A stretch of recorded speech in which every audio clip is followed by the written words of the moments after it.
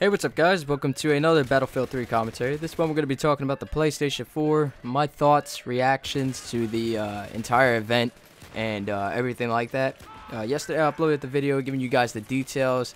I may have thrown in a few opinions here and there, but I didn't really give you guys the rundown on what I thought about the whole event, what I thought about the PS4, what I thought about the games being launched with it, and also what I thought about the competition to the PS4, the Xbox 720, which has not been announced yet, but, you know, there are people talking about it. It's a hot topic. You know, with the PlayStation 4 being announced, you got the fanboys already stirring up. The PlayStation 4 fanboys, you know, they got their ammo, but the Xbox 720 fanboys, which, you know, the Xbox is not even confirmed to be called the Xbox 720 yet. You know, it could be called something else, but the Xbox fanboys, they don't have their ammo yet because nothing was announced. So they're waiting on it. And if you look at like the comment section, you already see the war going on. And this has been going on ever since the talk of new consoles dawned. The fanboy war is just really heating up now because of this event. And you got the PC guys, you know, coming in and saying, yeah, you both suck. I got the PC and stuff like that. And it's just, it's kind of entertaining sometimes to see what these guys like throw at each other, because some of them, they get real pissed off and they start throwing out like wild insults, and it's just like, it's ridiculous. Like this one comment I saw, it was like a comment chain, and I'm just going through it and I'm like, wow, this is a lot. Like, these guys are putting a lot of time and effort.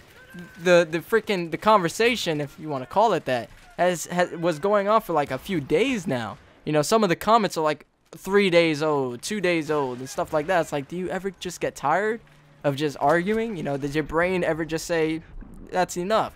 But it was like, this guy, one of the commenters, he just like throws out this wild insult. I think it was like something along the lines of, oh, but Xbox is going to have this, and that. Oh, and fuck your mother. Like, whoa, whoa, buddy. What's going on? You know, like, was that even called for?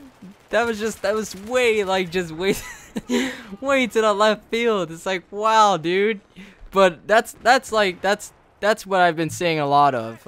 Another thing that I saw a lot of during the event, when you go on Twitter and well, mainly just go on Twitter. I don't really go on Facebook to look for, like, because Twitter's like easier in that sense. Yeah, Facebook has that timeline with those stories, but Twitter's, I'm just so used to it that I just use Twitter to just go through the timeline, see what people are saying and stuff like that. And there was a lot of cynicism about the event, you know, a lot of like cynical comments and stuff like that. And I can understand being cynical about certain things, you know, maybe a few games that you didn't like, or maybe a certain aspect of the PlayStation 4 that you didn't like. But some people were being like real cynical about the entire thing.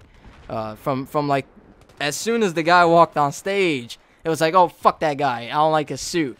Oh, PlayStation 4 this, you know, screw that guy too. It was like, wow, just complete cynicism. And that's just something that I feel as though there's just too much of it in the community lately. Like, when something comes out, a lot of people, they just automatically attack it. Like, they feel entitled to just attack it, and it's like people just don't appreciate what they're getting, you know, what they're having. And I can understand, you know, the customer is always gonna want what the customer wants in that sort of way. And you know, if it's just like, if you don't like what you see, then just tune out. You know, don't pay for it when it comes out. Don't buy it. Nobody's forcing you to buy it. Nobody's saying, here's the PS4, you're gonna buy it, or I'm gonna pop the trunk on your bitch ass. Nobody's saying anything like that. They're just saying, hey guys, this is our PS4 that we're presenting, and they're giving you all the facts. You're not being forced to buy it. So if you don't like it, don't buy it. But as far as my reaction to the event, I was really blown away by it. And the reason why is because, first of all, it's a new console. You know, it's like, this is like, it's kind of similar to there being a new freaking pope, you know. This stuff doesn't come around every day, you know. We don't get a new console every day. And it just, I like this sort of stuff. And I was really interested in seeing the PS4 itself, but they didn't show it. Maybe the PlayStation 4, the console, the hardware, the way it looks and everything like that is not really ready yet. It's not fully done. Maybe they want to make a few tweaks to it and then show it to the public. But the event itself, I was really blown away by it. Watchdog was something that I knew nothing about before the event, and when I saw the trailer, I was like, holy shit, that is awesome. I want to get it. Watchdog was something that I was very interested in. Killzone 4 looked fantastic. My God, that game looked amazing. And what's even more amazing about it, if you take a closer look, after the explosion occurs in the building, there's a lot of dust particles flying around in the air, and there's a lot of motion going on, you know, flames and smoke and everything like that. All those particles really must take up a lot of computing power, and on the PS3 that might have been a pretty laggy scene if that was, you know, shown on the PS3, but it being the PS4, the next gen console, it was able to handle that. And I know that right off the bat, as soon as they begin working on the new console, it's automatically outdated by PC. You guys on the PC, don't look at me as like the type of guy that's like, you know, completely ignorant of the PC. I know for a fact the PC outdates the current consoles by freaking like a boatload. You know, in terms of like, let's say the outdation or whatever you want to call it was being compared to house sizes. I'm like in this little shed, and the PC guys are on top of the Empire State Building. You know, that's the way it is, and that's the way it's always going to be, because the PlayStation 4 is going to come out fall of 2013. As soon as I get that console, or as soon as they ship it out, and as soon as they finish designing it and everything like that, what's in that PlayStation 4 is what's going to stay in that PlayStation 4. I can't change any of those components. But for the PC guys out there, you know, if they want to change their graphics card a month after they bought the PC, they can do that. And that's one of the benefits of having a PC and everything like that. But PCs are more on the expensive side and everything like that, and it's more, you know, knowing the components that you want and stuff like that. And the consoles are more for just the casual to hardcore gamers who don't really want to bother with all the hassles of the PC or the price of the PC. Even though consoles, you know, are pretty pricey themselves, but they're still not as pricey as a PC. If you want a really good PC that's going to be able to run games for years on end, then you're going to have to spend quite a shiny penny on it, you know, $1,000 or so. But for consoles, you don't have to worry about 4 years from now not being able to run whatever game is going to come out 4 years from now, because they're going to tailor that game for the console. So that's why it's the sense of security that people buy the consoles for. So you PC guys out there, I have a PC myself that I'm able to play games on my PC. I play Arma 2, I play Battlefield 3 on my PC, you know. Why do I still play console? Because it's just something that I like, you know. It's just, I like to have all the platforms. I have an Xbox 360, PS3, and I have a PC. I like to you know, have an opinion on everything. But the PlayStation 4 seems like it's going to be able to handle a lot more. And hopefully that means more capacity in terms of multiplayer.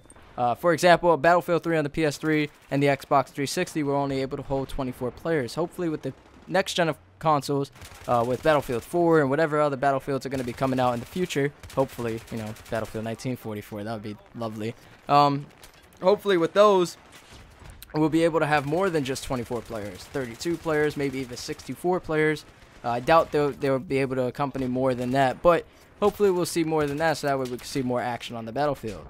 And as far as like the way the controller looks, the controller, it looks, I don't know, it just, the headphone jack thing is what's really throwing me off. I don't know why, but I always associate headphone jacks with kind of older technology, you know, especially it being on a controller. Like I said in the video where I was detailing all the details about the PS4, I have like Astros and I could just use that. Why would I need the headphone jack?